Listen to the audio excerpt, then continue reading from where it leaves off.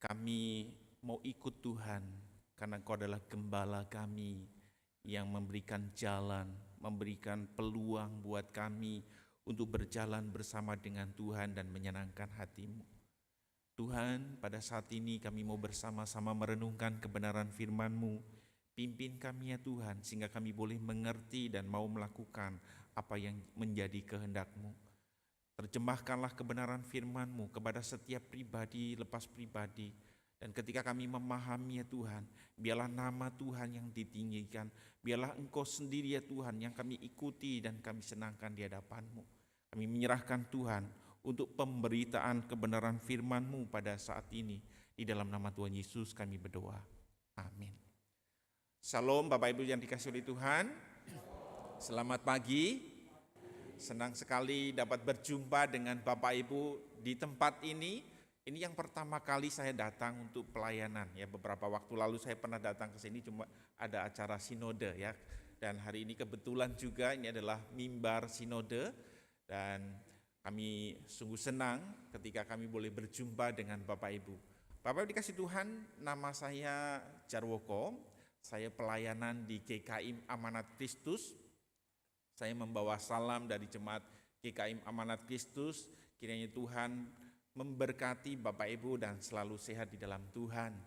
Ya, Bapak Ibu dikasih Tuhan, hari ini kita mau bersama-sama belajar satu bagian firman Tuhan, yaitu tentang murid yang memuridkan. Ini adalah mimbar sinode dan semua GKIM melaksanakan mimbar sinode dengan tema yang sama. Mari kita buka Alkitab kita di dalam Matius 28 ayat 18 sampai 20.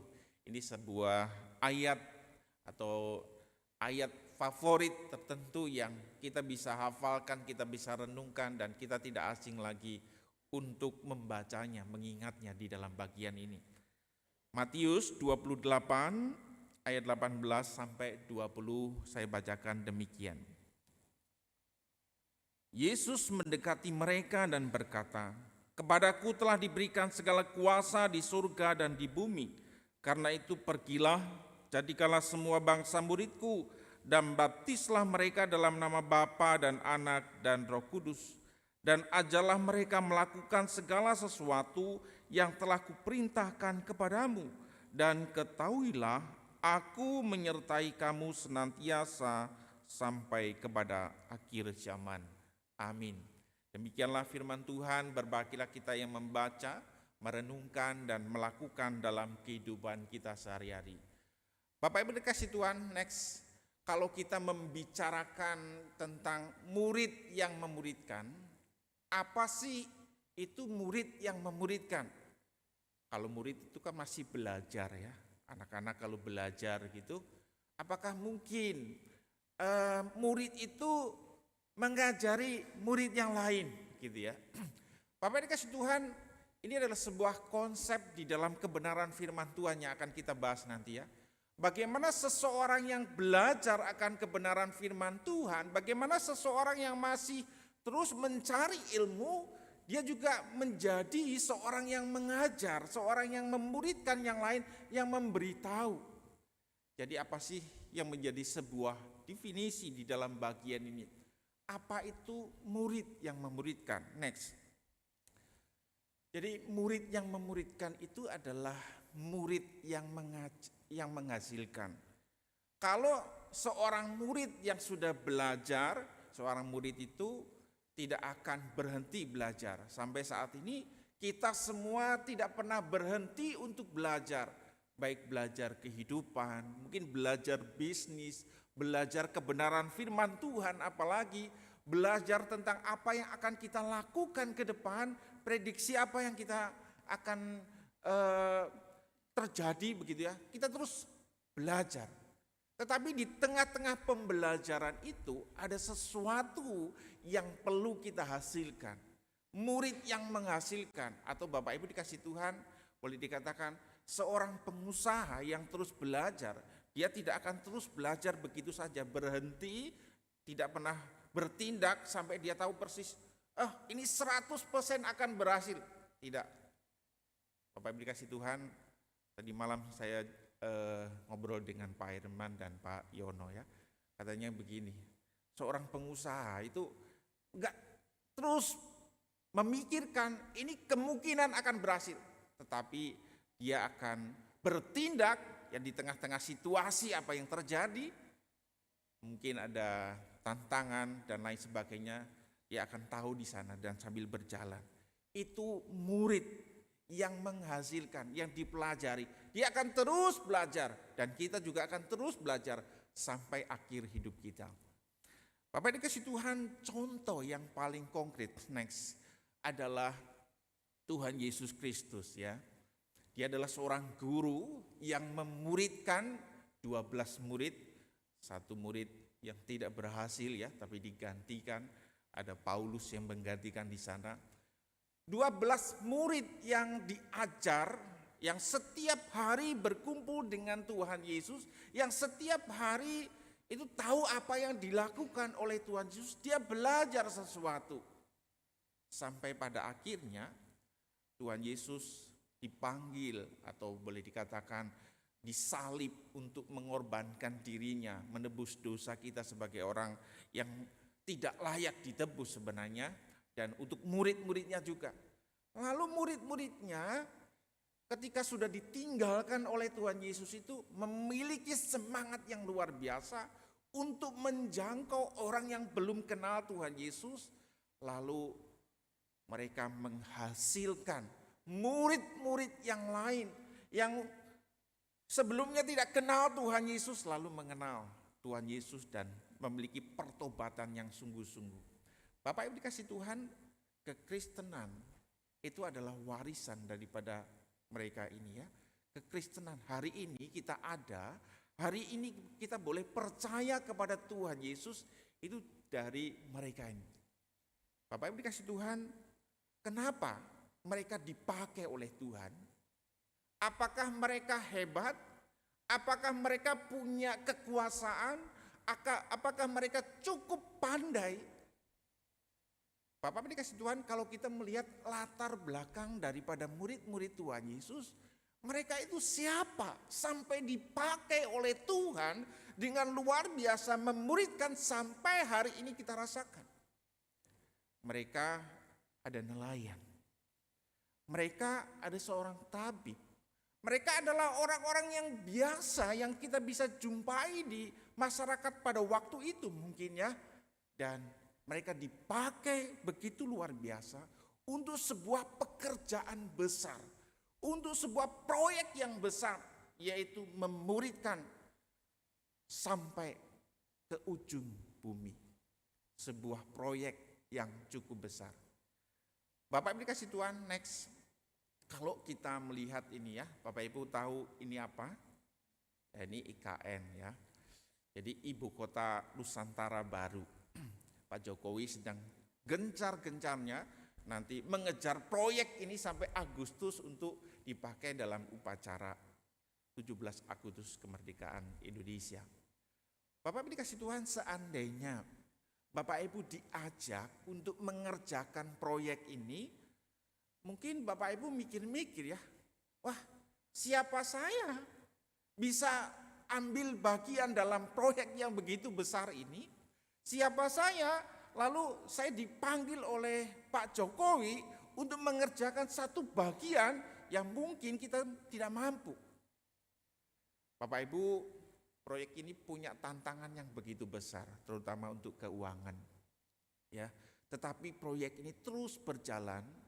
Pak Jokowi ini adalah orang yang punya visi ke depan, lalu dia melihat, oh lebih baik ini segera dipindahkan. Ya. Proyek ini segera dilakukan dan dikerjakan. Kalau kita dilipatkan di sana, tidak usah mikirkan tentang keuangan. Tetapi bagaimana kita berkontribusi untuk mengerjakan proyek yang besar, itu untuk masa depan Indonesia yang lebih baik lagi. Apakah kita nggak mau? Apakah kita berhenti?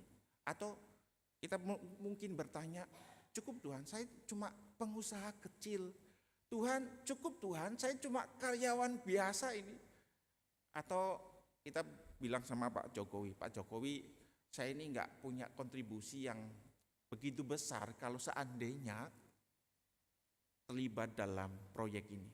Tetapi Pak Jokowi mau tunjuk Bapak Ibu Saudara untuk mengerjakan proyek yang besar ini. Saya percaya kamu bisa melakukannya. Bapak Ibu kira-kira tetap menolak atau tidak?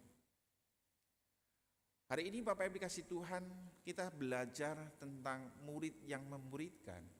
Sebenarnya sedang apa yang kita kerjakan, yaitu sebuah proyek yang begitu besar, kehidupan kekal. Ketika kita nanti berakhir hidupnya ya, kita akan berjumpa dengan Tuhan dan berada di dalam surga yang telah dijanjikan, kemudian di mana Tuhan Yesus sudah menebus kita sebagai orang berdosa yang tidak layak ini untuk masuk ke sana. Dan hari ini Bapak Ibu kasih Tuhan, kita sedang diberikan sebuah tugas, bagaimana saudara dipercaya oleh Tuhan untuk mengerjakan mungkin 1-2 orang yang dimuridkan, mungkin lebih daripada 5 orang yang dimuridkan, yang nantinya akan masuk ke dalam sebuah kerajaan yang dijanjikan oleh Tuhan itu. Apakah Bapak Ibu merasa, wah ini biasa saja? Ataukah Bapak Ibu merasa bagaimana hal ini menggetarkan kita untuk melaksanakan, untuk melakukan apa yang jadi kehendaknya Tuhan? Mungkin kita melihat orang-orang di sekitar kita yang belum mengenal Tuhan. Mungkin keluarga kita yang belum tahu juru selamat secara pribadi. Bapak Ibu kasih oleh Tuhan, ketika kita dipercaya oleh Tuhan, ini bukan dipercaya oleh Jokowi ya, presiden. Tetapi Tuhan, presiden segala presiden, mungkin dikatakan raja segala raja, datang mungkin kepada saya. Hei Jarwoko, saya memberikan sebuah kepercayaan ini untuk kamu kerjakan. Apakah mungkin saya mengatakan, tunggu Tuhan, saya enggak siap. Tunggu Tuhan, saya sendiri itu enggak tahu harus melakukan apa. Percayalah sama saya, sama Tuhan Yesus, kerjakanlah bagian. Bapak Ibu dikasih Tuhan, kalau kita hari ini sedang berada di gereja ini, next, bagaimanakah kita melihat kekristenan itu ada di dalam kehidupan kita? Sebelumnya itu ada ya. Bagaimanakah kita melihat kekristenan hari ini ada? Apakah kita melihat kekristenan itu, wah ini kemajuan yang luar biasa? Apakah kita hari ini melihat bahwa kekristenan ini sedang merosot? Apakah kita melihat bahwa kekristenan ini stagnan? Mungkin yang datang ke gereja itu adalah orang-orang itu saja. Kalau pergi hilang, kalau datang ramenya pas hari Natal, hari Paskah begitu ya. Jadi apakah kita melihat gereja itu seperti apa? Apakah kenaikan atau penurunan atau stagnan? Bapak Ibu dikasih Tuhan, next, di dalam sebuah riset Wikipedia yang tadi ya, di sana ada sebuah survei di tahun 2011, katanya begini ya, terdapat 2,18 miliar orang Kristen di dunia. Kemudian ada sebuah survei lagi, dikatakan di tahun 2015, kemudian nanti 2050 populasi Kristen akan mencapai 2,9 miliar. Cukup banyak ya. Mungkin kalau uang itu susah dihitung ya. Pegang uang segitu mungkin ada juga, tapi mungkin jarang ya. Jarang orang pegang ini. Kemudian Bapak Ibu dikasih Tuhan, ternyata populasi ini di bagian yang lain atau sepupu kita juga mengalami sebuah pertumbuhan 2,8 miliar orang. Cukup banyak ya orang Kristen. Cukup lumayan kalau kita melihatnya. Tetapi bagaimana di tengah berbagai gejolak kekristenan yang hari ini ada? Mungkin Bapak Ibu dikasih Tuhan, Bapak Ibu mendengar ada orang, ada gereja yang susah sekali untuk mendapatkan izin. Mungkin Bapak Ibu mendengar di akhir-akhir ini ada gereja yang sengaja tidak boleh beribadah, apalagi di rumah ya. Di rumah gak boleh beribadah. Ini rumah bukan tempat ibadah. Tapi di tengah-tengah kondisi masalah, persoalan yang dihadapi gereja, ternyata gereja itu tidak tutup hari ini. Gereja itu tetap Tuhan pelihara. Sampai hari ini Tuhan tidak meninggalkan umatnya untuk tetap percaya kepada Tuhan Yesus Kristus. Apa artinya Bapak Ibu dikasih Tuhan? Next, artinya adalah ini ya. Kita mengakui Injil memiliki dampak yang besar buat kita. Percaya kepada Tuhan Yesus Kristus itu memiliki dampak yang besar. Mengakui Dia sebagai Tuhan dan Juru Selamat memiliki dampak yang luar biasa untuk terus kita bertahan di tengah-tengah kondisi yang kita alami. Mungkin Bapak Ibu sedang melemah, mungkin kita sedang tidak semangat, dan mungkin ada orang-orang yang meninggalkan kepercayaan kita, atau orang Kristen meninggalkan kepercayaannya. Tetapi Injil ini tetap bertahan. Karena bukan kita yang mengerjakan, tapi Tuhan yang mengerjakan. Dan hari ini apa yang Tuhan mau kerjakan itu kita dipercaya untuk mengambil bagian itu. Bapak Ibu dikasih Tuhan, lalu ada sebuah pertanyaan, next demikiannya. Bagaimanakah kita memandang di mata kita itu gereja kita hari ini? Bagaimana saudara melihat gereja pada umumnya? Apakah gereja itu memiliki terus semangat yang kuat, yang militan? Apakah gereja hari ini itu sedang menurun seperti tadi ya? Bapak Ibu dikasih Tuhan, ada beberapa tokoh itu mengatakan demikian. Next, ya. Bagaimana Anda merangkum situasi kekristenan di dunia masa kini? Saya melihatnya sebagai paradoks, aneh, yang tragis dan mengganggu. Di satu sisi gereja bertambah secara luar biasa. Namun di sisi lain kedangkalan terjadi di mana-mana. Itulah paradoksnya, pertumbuhan tanpa kedalaman. Bapak Ibu dikasih Tuhan, kita tidak mengelak ya. Gereja itu berkembang cukup lumayan. Kalau di Bandung itu banyak ya. Di mall, di ruko, di sini mungkin juga hampir-hampir sama ya. Cukup berkembang, banyak gereja, orang punya kerinduan untuk memfasilitasi orang-orang percaya datang kepada Tuhan, beribadah kepadanya, menyembah Tuhan. Tetapi katanya John Stott ini, dia melihat ada sebuah keprihatinan. Gereja semakin banyak, semakin meluas, tetapi dangkal. Apa sih maksudnya ya? Nanti kita akan bahas bersama-sama. Bapak Ibu kasih Tuhan, ada C.L. Packer juga mengatakan demikian ya. Gereja tampaknya sedang mengidap sindrom lebar 1000 mil, tetapi dalamnya setengah inci. Kalau kita ibaratkan kaca ini cepat gampang pecah ya.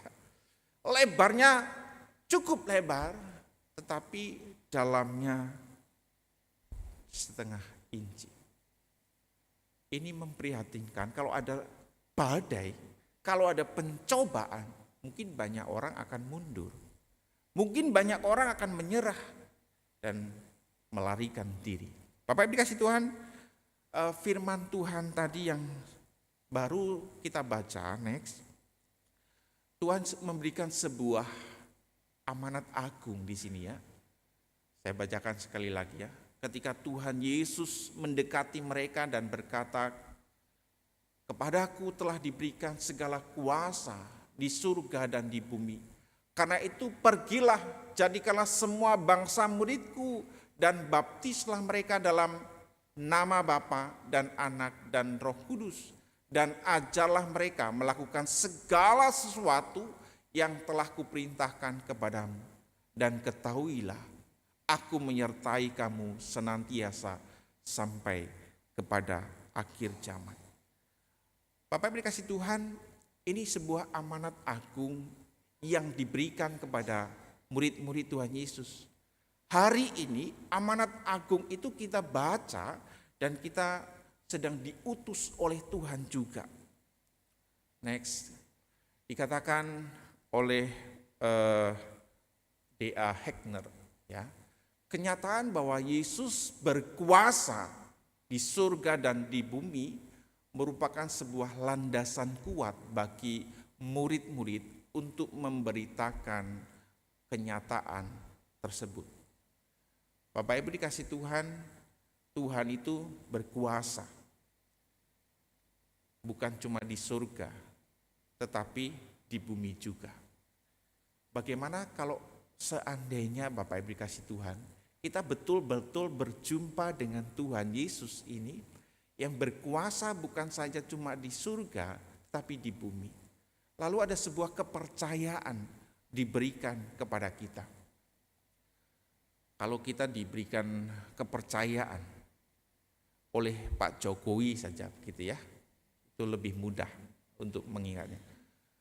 Sekarang bangunlah sebuah proyek yang misalnya di Cirebon ya, pelabuhan yang paling bagus di Indonesia. Lalu dananya sudah diatur sedemikian rupa, kemudian kita dipercaya. Sekarang kamu tinggal awasi, kerjakan bagianmu, lalu kira-kira apa yang kamu bisa kontribusikan di sana. Kira-kira Bapak Ibu dikasih Tuhan, ketika kita dipercaya oleh orang yang nomor 1 di Indonesia ini, kemudian apa yang kita sedang persiapkan hari ini?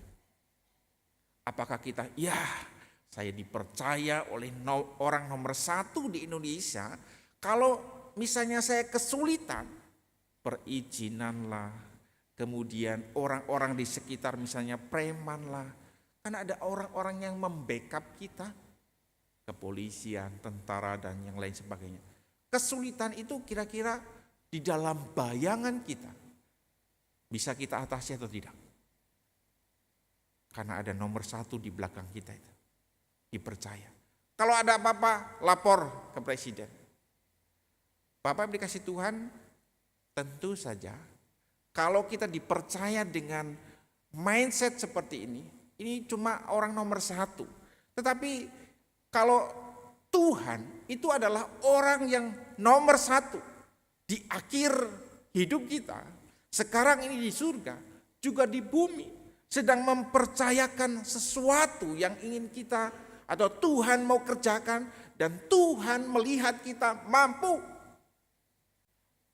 Mungkin kita berkata, saya nggak bisa, latar belakang saya seperti ini, masa mungkin? Yang datang kepada kita itu bukan orang biasa. Yang datang kepada kita adalah yang berkuasa di surga dan di bumi. Berhasil atau tidak, pasti Tuhan melihat diri kita itu mau atau tidak mengerjakannya. Memenangkan orang atau tidak itu bukan tanggung jawab kita, tetapi mengerjakan itu adalah bagian kita. Oleh karena itu Bapak Ibu dikasih Tuhan, Tuhan menjanjikan sesuatu. Next, dikatakan demikiannya, aku menyertai kamu senantiasa kepada sampai akhir zaman ya. Kalau janji ini kita imani, janji ini kita pegang teguh, maka hal ini tidak akan menakutkan lagi buat kita. Karena di belakang kita adalah orang nomor 1 di surga dan di bumi. Lalu bagaimana Bapak Ibu dikasih Tuhan? Next. Lalu bagaimanakah kita mau melakukannya itu? Tuhan memberikan sebuah perintah, pergilah. Ya pergi aja ya. Kalau pergilah, pergi aja. Pergilah, saya mau berhenti. Jadi sudah menolak apa jadi kehendaknya Tuhan. Pergilah, jadikanlah semua bangsa muridku. Kita tidak perlu pergi ke semua bangsa ya. Tetapi bagaimana kita melihat orang-orang di sekitar kita, orang yang paling dekat dengan kita, yang belum percaya kepada Kristus itu, kita jangkau, kita pergi ke sana. Selanjutnya, Bapak Ibu dikasih Tuhan, Pendeta Edmund Chan, dia mengatakan begini ya, amanat agung bukan hanya tentang membawa orang bertobat dan percaya kepada Tuhan, tetapi menekankan pada kualitas murid tertentu yang mengalami proses tertentu untuk mencapai tujuan yang tertentu. Bapak Ibu dikasih Tuhan, ini sulit ya dipahami. Murid tertentu, tujuan tertentu, apa tertentu itu ya? Tertentu itu tentunya sesuatu yang akan kita kerjakan, memuridkan. Demikian, nextnya demikian ya. Tujuannya adalah memberitakan Injil ini untuk memuridkan mereka yang menaati semua perintah Kristus. Inilah satu-satunya perintah langsung dalam ayat ini. Kristus tidak bermaksud bahwa penginjilan dan kesaksian para utusan gereja hanya untuk menghasilkan keputusan untuk bertobat, tetapi rohani jangan diarahkan hanya untuk memperbanyak jumlah anggota gereja, tetapi bagaimana memuridkan dan bersedia memisahkan diri dari dunia ini, menaati perintah Kristus, serta mengikuti Dia dengan segenap hati, pikiran, dan kehendak mereka. Inilah maksud tertentu itu, supaya kita sebagai orang yang percaya kepada Tuhan punya mentalitas seperti ini. Bagaimanakah proses pemuridan itu? Selanjutnya, proses yang jelas di dalam Alkitab atau firman Tuhan tadi, yaitu bagaimana kita dimenangkan, bagaimana kita diubah, lalu bagaimana kita diutus. Bagaimana kita sebagai orang yang percaya, kita hari ini yang duduk di gereja, pasti percaya kita dimenangkan. Kalau kita sudah duduk di gereja, bagaimana kita memiliki mindset yang terus mengalami perubahan seperti Tuhan Yesus Kristus itu. Lalu bagaimana kita diutus? Selanjutnya dikatakan demikian ya. Ketika Tuhan Yesus menjangkau para murid, mengajar para murid, Tuhan Yesus sedang memberikan sebuah teladan, contoh untuk memenangkan jiwa-jiwa.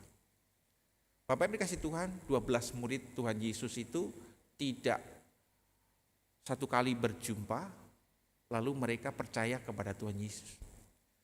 3,5 tahun mereka hidup bersama-sama. Tetapi apa yang terjadi Bapak Ibu dikasih Tuhan ketika Tuhan Yesus disalib?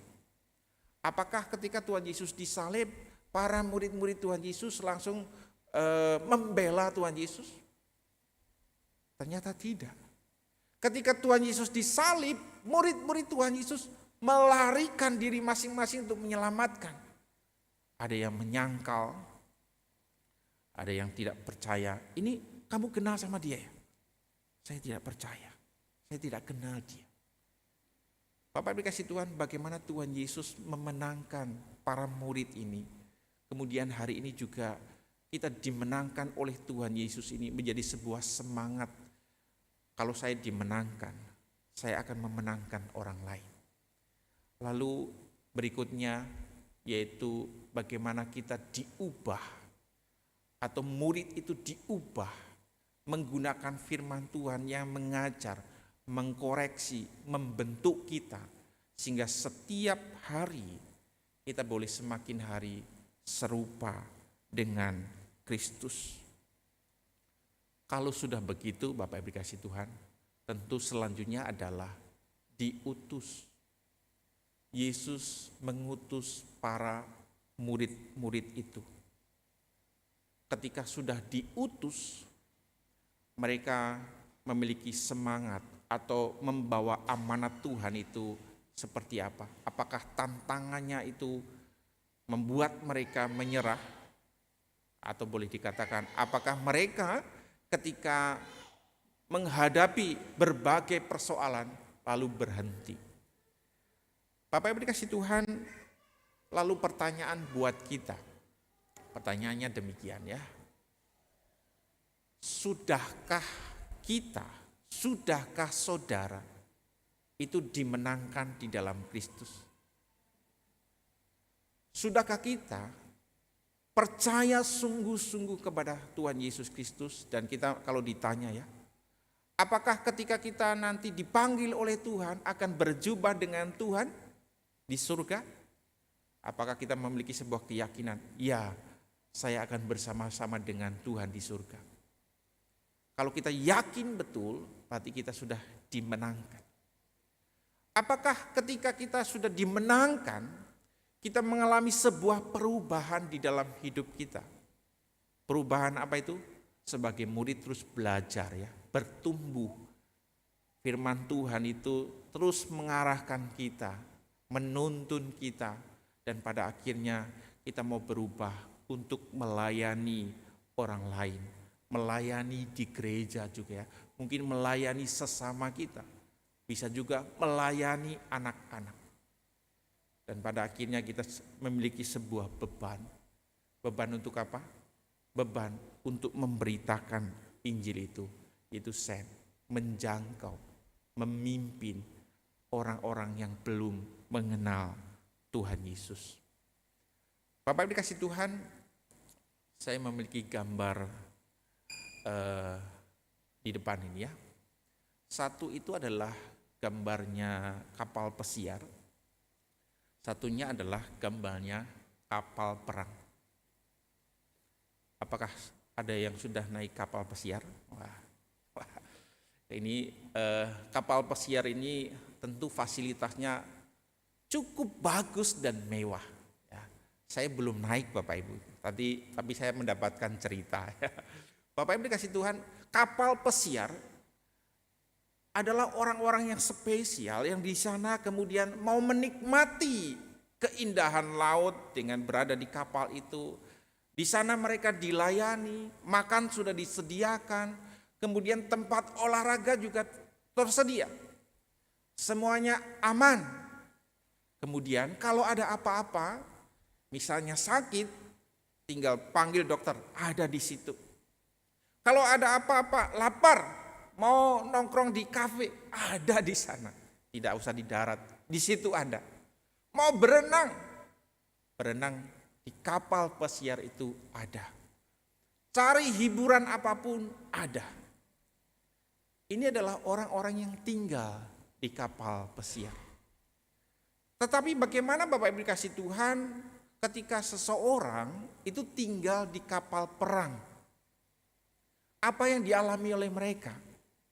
Ketika mereka tinggal di kapal perang, mereka bukan sedang rekreasi, bukan. Tetapi mereka melatih diri mereka, sebelumnya sudah berlatih, di kapal itu melatih diri mereka untuk siap berperang. Mensiapkan fisik, mensiapkan bagaimana kondisi tertentu ketika menghadapi musuh, mereka menyiapkan peralatan dengan baik. Dan tentunya mereka siap siaga, baik keadaannya yang baik, bahkan ya saat genting sekalipun, mereka siap untuk berperang. Bapak Ibu dikasih Tuhan, yang dipersiapkan oleh orang-orang di kapal perang ini tentunya tidak mudah. Mempersiapkan fisik yang baik, mata yang baik, pendengaran yang baik, segala sesuatu mereka persiapkan. Yang menjadi pembeda antara dua kapal ini adalah orangnya. Yang satu itu mau dilayani. Yang satu mereka mempersiapkan. Kalau ada bahaya, mereka siap untuk melakukan apa yang terbaik yang mereka lakukan. Satunya kalau ada bahaya, mereka panggil orang tertentu untuk menyelesaikan itu. Dan mereka tidak mengerjakan apapun. Bapak Ibu dikasih Tuhan, kalau hari ini misalnya gereja kita hari ini. Gereja kita hari ini apakah seperti kapal pesiar ini ataukah kapal perang? yang mempersiapkan kita untuk berperang secara rohani, untuk berperang memberitakan Injil, ataukah kita sedang berada di dalam sebuah kapal pesiar yang semuanya harus dilayani? Bapak Ibu dikasih Tuhan, Tuhan memberikan sebuah amanat agung buat kita. Kalau gereja kita hari ini sedang memberitakan Injil Kristus, beritakan Injil Kristus itu, sampaikan, pergilah, maka bersyukurlah kita karena kita sudah siap untuk berperang melakukan apa yang dikehendaki oleh Tuhan.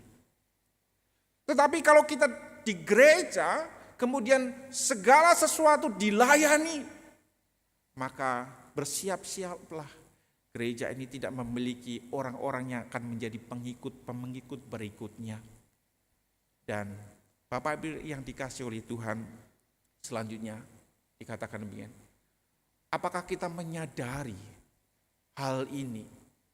Maukah kita, maukah saudara itu menyadari saya sudah dimenangkan oleh Tuhan Allah. Saya sudah dimenangkan dari segala dosa, ditebus oleh Allah melalui Tuhan Yesus Kristus. Hari ini saya diutus oleh Tuhan. Saya hari ini memiliki sebuah beban yang daripada Tuhan. Kalau saya dipercaya oleh Tuhan, saya telah dimenangkan, maka saya akan memenangkan orang lain, memenangkan saudara saya, memenangkan rekan saya, memenangkan orang-orang yang di sekitar saya yang belum kenal siapa Tuhan itu. Kalau saya sudah diubahkan oleh Tuhan melalui pembelajaran kebenaran firman Tuhan, bertumbuh mengenal Tuhan, setiap hari dituntun oleh kebenaran firman Tuhan, maukah hati kita melayani orang-orang di sekitar kita? Maukah kita melayani, mengerjakan apa yang jadi bagian kita di gereja ini, di luar sana, ketika memberitakan kebenaran firman Tuhan? Bapak Ibu dikasih Tuhan, yang bagian terakhir, maukah kita diutus oleh Allah? Maukah kita melakukan apa yang jadi amanat agungnya Tuhan, sehingga ketika kita melakukannya, kita sedang menyenangkan hati Tuhan? Ada sebuah janji yang daripada Tuhan, yang kita terus dengarkan, kita lihat. Tuhan melihat kita, siapa saya Tuhan? Saudara dikasih Tuhan, Tuhan bukan sedang melihat siapa saudara, tetapi bagaimana saudara melakukan apa yang jadi kehendak Tuhan untuk mengerjakan ini. Kalau ada kesulitan, ada persoalan, Tuhan tidak membiarkan kita. Tuhan mengatakan, aku menyertai kamu senantiasa sampai kepada akhir zaman. Bapak Ibu, maukah kita menjadi murid yang memuridkan? Mari kita tundukkan kepala kita. Saya memberi waktu sejenak bagi Bapak Ibu Saudara dikasih Tuhan untuk merenung bagian ini. Apakah kita sudah dimenangkan di dalam Kristus? Apakah saya sudah bertumbuh dan melayani Dia? Apakah saya mau diutus oleh Allah? Tuhan bukan melihat latar belakang saudara. Entah engkau nelayan, entah engkau karyawan, entah engkau sebagai pengusaha, entah engkau sebagai seorang perintis, seorang pelajar. Tuhan sedang meletakkan hatinya kepada saudara untuk melakukan apa yang jadi kehendaknya. Tuhan tidak melihat potensimu bisa atau tidak, tetapi bagaimana saudara mau atau tidak dan mempersiapkannya. Mari doakan Mungkin ada 1-2 orang di sekitar kita, mungkin saudara, mungkin rekan, mungkin orang-orang yang tinggal bersama dengan kita, sudah lama sekali tidak mendengarkan kabar Injil Tuhan Yesus. Doakan mereka dan milikilah sebuah komitmen, satu kali nanti ketika saya sudah siap berjumpa dengannya, memiliki sebuah jembatan untuk berbicara dengan dia tentang Kristus, saya akan lakukan itu.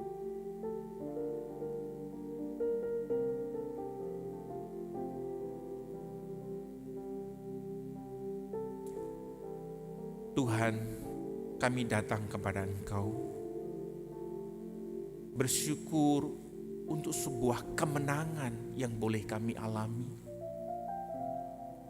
Bersyukur ya Tuhan, kami sudah lama menjadi orang percaya ataupun baru menjadi orang percaya, tetapi memiliki kerinduan untuk bertumbuh di dalam Engkau.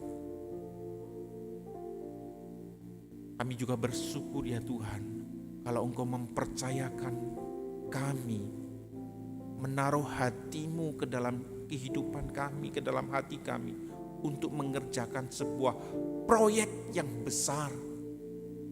Bukan proyek yang sementara, tetapi proyek yang kekal, yaitu mengerjakan pemberitaan Injil itu. Tuhan, kami tidak mampu, kami tidak bisa tanpa Engkau. Berikan hikmat-Mu, berikan kemampuan buat kami, berikan keberanian buat kami, sehingga kami boleh melangkah bersama dengan Tuhan. Di dalam nama Tuhan Yesus kami berdoa. Amin.